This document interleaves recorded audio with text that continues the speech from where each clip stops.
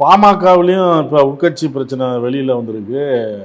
ராமதாஸ் அன்புமணி பாஜக கூட்டணி விரும்புகிறாரு. ஆனால் அதனால தான் அமித்ஷா வர நேரத்தில் தலைவர் நான் தான் அந்த கட்சிக்குன்னு சொல்லிட்டாரு அப்படிங்கிறாங்க.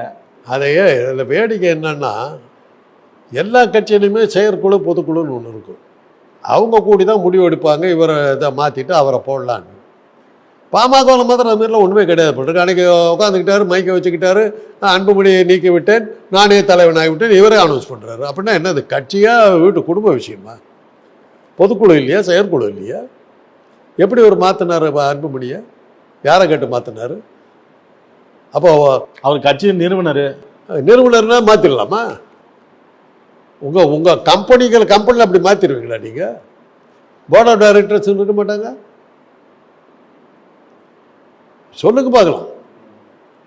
என்ன உங்கள் வீட்டுக்குள்ளார நடக்கிற விஷயமா? உங்கள் வீட்லேயே இருந்தால் கூட சமையல்காரனை மாற்றிடுவீங்களா? அம்மா அப்பா பொட்டாட்டி கேட்காம,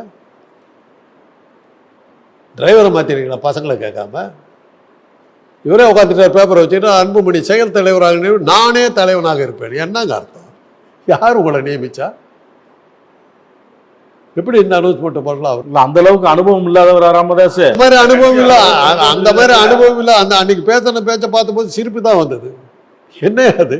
ஒரு பொதுக்குழு, ஒரு ஒரு ஒரு சால்ஜாப்புக்காவது ஒரு பொதுக்குழு கூட்டி அவங்க பொதுக்குழு உறுப்பினர்கள் என்ன நியமிச்சாங்கன்னு சொல்ல வேணாமா? அது கூட தெரியாமல் ஒரு ஆள் கட்சி நடத்திக்கிட்டு பிறந்தாள். அதைத்தான் நான் பார்க்குறேன் அவர்கிட்ட. என்னை விட ஒரு வருஷம் பெரியவர், கல்லூரியில் ஒரு வருஷம் சீனியர். நாக்கெல்லாம் தடுமாறுது. என்ன காரணத்தினாலும் அவங்ககிட்ட சண்டை போட்டுக்கிட்டு மைக் எடுத்துகிட்டு நம்ம இஷ்டத்துக்கு என்ன வேணாலும் பேசலான்னு. பொதுக்குழு இன்னும் இப்போ அதில் இருக்கிற பொதுக்குழுவெல்லாம் என்ன ஆனாங்க? செயற்குழு என்னாச்சு? யாரை வச்சு தீர்மானம் போட்டேன்? யாரை வச்சு வெடி அமிச்சேன்? இன்றைக்கி போடுறாங்க ஹெட்லைன்ஸு, பொதுக்குழு உறுப்பினர்கள் ஆதரவை தேட முயற்சி அப்படின்றாங்க. இப்போ வருது 3 நாள் கழிச்சு. நாங்கள் அன்றைக்கே சொன்னோம், யாரை கேட்டு போட்டேன்? எப்படி பண்ண முடியும்? இது என்னன்னா, அமித்ஷா வர்ற போது தன்னை எல்லாம் கவனிக்காமல் விட்டுட்டாருங்கிறதுக்காக ஒரு ஷோ, நாங்களும் இருக்கோங்கிறதுக்காக ஒரு ஹெட்லைன்ஸை வாங்கிக்கிட்டேன்.